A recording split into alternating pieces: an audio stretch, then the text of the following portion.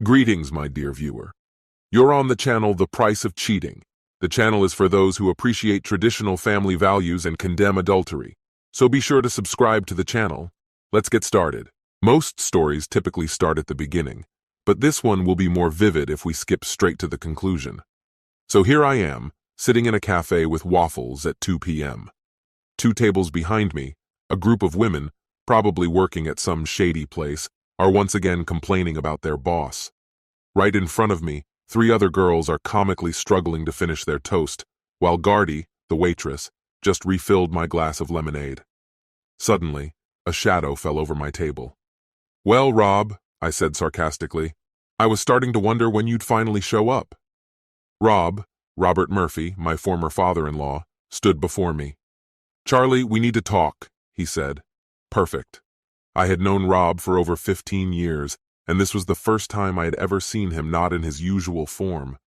Normally, he was the embodiment of confidence and authority, but now there was something vulnerable about him, something I needed to witness. "Sit down, Rob. You're scaring the girls." He sat down in the booth across from me. The girls around us exchanged surprised looks, clearly intrigued by the scene. Rob is an imposing figure, both mentally and physically.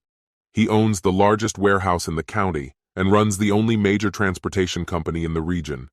23 years ago, when the local economy collapsed, Rob stood firm, and people around here owe him not just their jobs, many owe him their homes, maybe even their lives. Oh, and did I mention he's 6'6" and built like he could still unload crates himself? Not someone to mess with. But here he was, sitting across from me, looking like a man defeated. He was in terrible shape, unshaven with deep shadows under his eyes. No doubt the Carnes were going through tough times. "Charlie, I know you're hurt, but can't you and Poppy just put this misunderstanding behind you?" A misunderstanding? My chest tightened, and I felt my heart pound as if it was about to explode. My palms were sweating, and I barely restrained myself from leaping across the table to grab him by the throat. I took a deep breath, reminding myself I wasn't here to fight. I was here to win. I paused to regain my composure, noticing that everyone else in the cafe was trying their best to pretend they weren't eavesdropping, though it was clear they were hanging on every word. Well, let them enjoy the show. "Okay, Rob," I said, keeping my voice calm but not lowering it. "Which part of this incident do you want me to forget?" "It was just that one time," he replied. "Wrong, Rob. It went on for years, and you know it." "She never did anything like that before. She never cheated," he insisted. "Really, Rob?" I smirked. "She's been playing me all along. Do you want me to lay it all out for you?" I reached for a roll. "When I first met her and asked for her number, she made sure I knew about all the guys who had chased after her, those who tried and those who succeeded. Why? What was the point of that?" "She was just trying to push you away, Charlie, but you—" "No," I interrupted, spreading apple jam on my toast. "She was testing if I'd fight for her, and like a fool I did.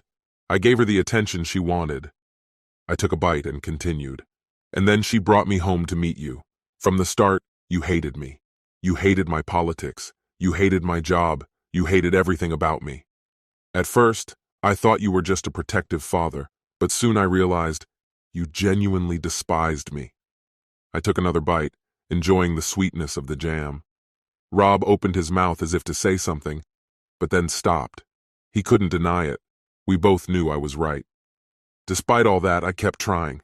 I wanted to prove to you that I was a good man, but it didn't matter. I was always told not to argue with you, just to nod and stay silent. Of course, that led to more than one heated argument between us. After everything fell apart, I sat silently while you showered me with insults. Can you recall even a single instance where I publicly humiliated you, argued with you in front of your friends, and came out on top? Of course not. That never happened. Honestly, I never aimed to win. What I truly wanted was for us to stay together. Did you ever wonder what she was really trying to achieve? Was this some sort of test to see how far I would bend?" I slowly took a sip of my drink, using the pause to glance at Rob. He clearly hadn't expected things to turn out this way.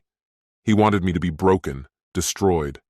That way, he could storm in, playing the part of the apologetic one, asking me to save my marriage. That was his plan.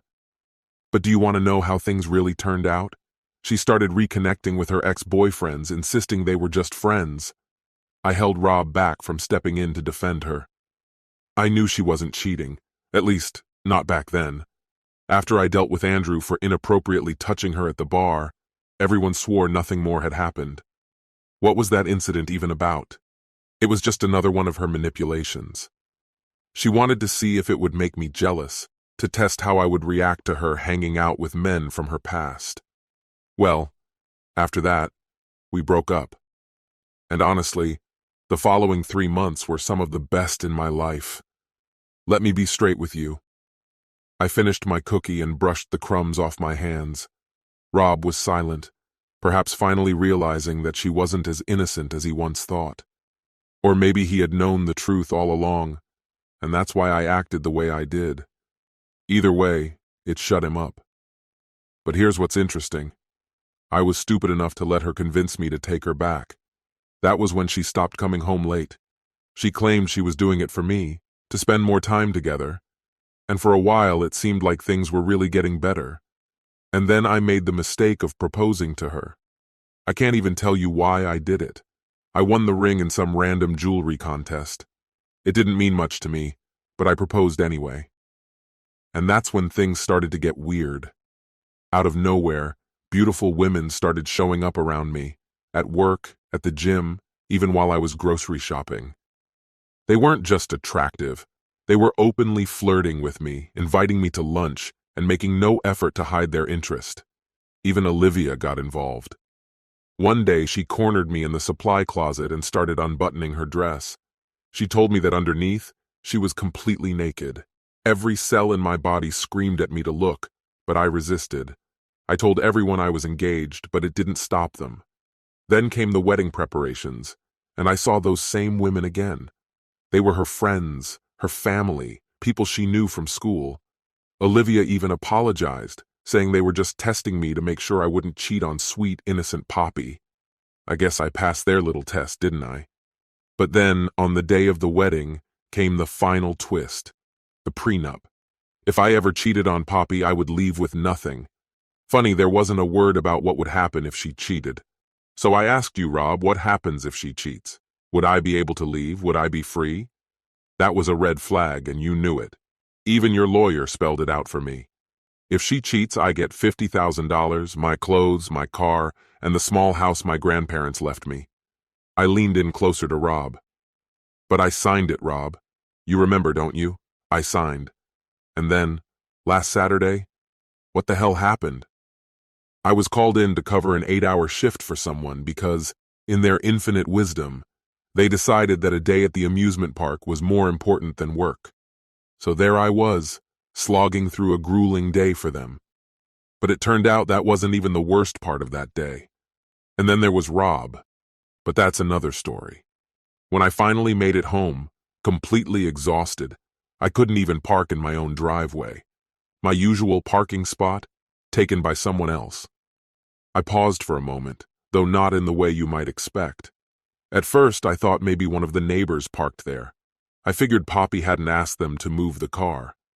I headed towards the house and saw her car calmly sitting in its place. But where was Poppy? She was nowhere to be seen. I called out, "Poppy?" Her voice came from the bedroom. "I'm here." Naively, I went upstairs, ready to ask her about the car, but what I saw instead, I couldn't have even imagined. There she was, Poppy, in our bed, my bed, embracing another man. For a moment, I froze in shock, stunned. Then I exploded. What the hell is going on? It sounds absurd now, but at that moment, I simply couldn't believe it. She had the nerve to say, "Oh, darling, I love you, but I need more than what you can give." She actually had the audacity to tell me not to worry, that she would still sleep with me. "It's just physical," she said, as if that solved everything. "It doesn't change anything between us." I couldn't process the nonsense coming out of her mouth. And the guy? He just sat there, unbothered. My wife was literally moaning next to him, and I stood there seething with rage. And then she took it even further. "Honey, could you bring us something to drink?" That snapped me out of my shock in an instant. "You want me to bring drinks for the two of you?" I couldn't believe what I was hearing. She smiled, perfectly calm, and said, "Yes, please. Something from your stash of beer." That was it. I was done. "Get it yourself," I hissed, barely containing my anger. "You want a drink? Get it yourself." She muttered something like, "Oh, don't be like that," as if I was overreacting. I lost control. "Shut up. This is what you wanted? Fine, enjoy it. But don't forget what we agreed to before the wedding. No cheating." The guy next to her started looking uncomfortable, probably realizing he'd gotten himself into trouble. "Hey, man," he said, trying to lighten the mood. "It's not that bad. You're still getting plenty. 4 or 5 nights a week, no problem. You've got this great house and everything. Just roll with it." That was the limit. I stepped closer, leaned in, and hissed, "Say that again, and you'll be eating through a straw for the rest of your life." He recoiled so quickly it made me laugh. "I'm leaving you the house," I spat. "I'm out of here." And I turned and walked out of the room. Of course, as I was leaving, I ran into Matthew, her son from her first marriage, their whole sick, dysfunctional family. He was standing there like he was going to step in and smooth things over. "Charlie, wait," he said, trying to sound reasonable. "This isn't like you." "Go to hell," I snapped, fed up. "What are you even doing here?" I didn't wait for an answer. "Forget it. I'm leaving. Get out of my way." I tried to walk past, but that idiot grabbed my arm. And if there's one thing I can't stand, it's Matthew. So when he grabbed me, I did what anyone in my position would do. I hit him. One precise blow to the neck. If you've ever been hit there, you know that's the end of it. He went down, gasping, and I didn't feel the slightest bit guilty. I headed straight to the bedroom, grabbed my hiking backpack, stuffed my things into it, and made for the door. As I was leaving, I heard someone's voice behind me. "Matthew's feeling better, Charlie." But I was already too far gone. I hope this translation meets your expectations and accurately conveys the emotions and events from the original text. The doctors say his recovery is going well, and that should bring some relief. But does it really matter anymore? I absent-mindedly pushed my toast around the plate, lost in my thoughts. What was I even talking about just now? Oh yes, Poppy had stormed out of the house just as I was about to leave. She was still in her robe, waving her arms and screaming like a madwoman. At least she managed to make the bed. But now where would I stay? Well, that wasn't a problem. I still had my old apartment. I had just finished the renovations. I hadn't found a tenant yet, so the apartment was empty. Perfect. On Sunday, I went back to grab my things. The neighborhood was strangely quiet. Maybe everyone was at church, or maybe it was just a coincidence. I didn't know. I gathered up my clothes and a few essentials, then swung by the furniture store to buy a bed. Sleeping on the hardwood floor wasn't an option. As I was drinking water, faint laughter still echoed in my head. And guess who was waiting for me when I returned? Yep, your precious little daughter. The bed could wait in the truck. It was all I had at the time. I parked, walked up to the door, and then I heard her. "Charlie, Charlie." She was yelling, racing toward me from her car like her life depended on it. "Wait, please, we need to talk. I can explain everything," she shouted. At that moment, I walked inside. She banged on the door, rang the bell, tried everything she could think of. But there was nothing left for me to hear. She had brought another man into my bed. End of story. So what did I do? Did I open the door and yell at her? No. Call the police? Not even close. Sneak out through the back door? No way. Instead, I put on my headphones, grabbed a magazine, and shut everything out. Eventually, the police arrived and told her she had to leave. They knocked a few times before I opened the door. Once I saw the flashing lights, I had no other choice. There was no drama on my part.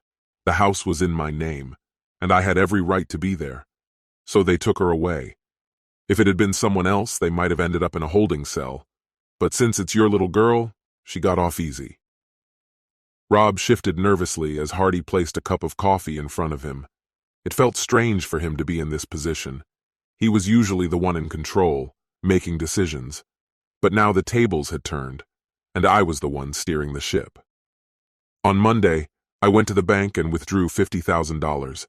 I also canceled all the joint credit cards, though I hardly used them. After that, I tidied up the house and headed to an interview with a well-known company. They had been trying to recruit me for a while, but I always declined because Poppy thought it was too risky. But when I approached them myself, they made me a good offer, and I accepted. Later, I went to work and headed straight to my boss's office. "Eric, I need to tell you something. I'm quitting," I said. He looked at me with genuine surprise. "Why? I thought you were happy here." "I hate it," I admitted. "You're a good boss, but I didn't go to university just to end up a clerk. Plus, I found out my wife's been cheating on me and I need a fresh start." "Wow, Poppy did that? I don't want to lose you. Is there anything I can do to make you stay?" he asked. "Eric, I'm truly sorry. There's no other way to handle this situation. I appreciate everything you've done for me." When I was leaving the office, my eyes accidentally fell on his secretary. She was sitting there, perfectly groomed, chatting on the phone. She had this sweet, innocent look, but I felt like she was quietly passing along the gossip she'd overheard in the office. You can tell right away she's the type who thrives on sharing juicy news with someone else. Then I headed to Mrs. Byrne. She's a real force of nature, isn't she? I know her assistant is handling my divorce, but I wasn't there just for that. Others were hoping that Poppy wouldn't get the divorce papers at work on Tuesday.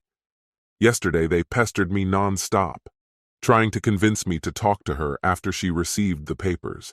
And today was the same, but I ignored them and left. "It seems like your people were watching me, observing where I parked. Did you think you could somehow fix what was broken between Poppy and me? Tell me, Rob, what's going on? Was she having fun with someone else in the bed where we once slept together? Let's be serious, Rob. Why did she cheat?" I had two options, leave or confront her face to face. Honestly, she probably would have liked it more if I'd caught them. Maybe if I'd wanted her more, she would have been satisfied. I admit I fantasized a lot. The excitement was all in making her want me so badly she couldn't resist. But Poppy? She never cared about the small things. Love notes, calls during the day, surprise lunches, or thoughtful gifts. To her, it was all just unnecessary stuff, a waste of resources. Maybe she was trying to get back at me. She thought I'd cheated. But no, hold on. That never happened. I didn't betray her, neither when we were dating nor after we got married. That's the truth. Oh, maybe my bachelor party drove her crazy. She wanted revenge for that, just because I spent most of the night talking with Emily and Matthew after their argument. But why did she cheat? And what was her plan to fix everything? I tried everything, emotionally, physically. I gave her everything I could. Was it just another test? Maybe it was her way of finding out if I truly loved her, or if I only wanted her money. The same money you're investing in her edible flowers business. Maybe she wanted me to catch them, lose control, attack the guy, or run away. That would explain Matthew's presence. He was probably there to make sure I didn't do something I'd regret later. Or maybe he was there to ensure I wouldn't leave, so Poppy could take comfort in knowing I still loved her. If I'd been with her for the money, I wouldn't have cared that she cheated. But that's not me, Rob. I didn't play that game. I put up with your family for 15 years, went through every challenge you threw at me. And what did I get in return? Trust? Affection? Respect? Nothing. Every day when I came home, there were new difficulties waiting for me. In the end, you started to understand, Rob. You saw the cracks in our marriage, too. Couldn't you see if there was anything that could be done to save it? You practically begged me. I know Poppy loves you. But Rob, does she really? I'm completely drained, friend. I've got nothing left. At that moment, the door of the Waffle Cafe swung open. Rob, I don't know how you raised her this way, but I can't keep going. She'll never change. She needs someone who constantly reassures her that she's needed. And I don't have the strength for that anymore. She's pushed me to my limit. Once, I loved her, Rob, but she killed that love. I hope you're all satisfied. I stood up, and Rob didn't move. As I grabbed my jacket, I saw Poppy at the counter. She must have overheard my last words. She must have just come in. Our eyes met, and I saw the tears welling up in her eyes, her lips trembling, but I felt nothing. I pulled 2 bills from my pocket, placed them on the table, and walked away from that terrible family. This concludes the story. If you like it, then put your powerful like and subscribe to the channel.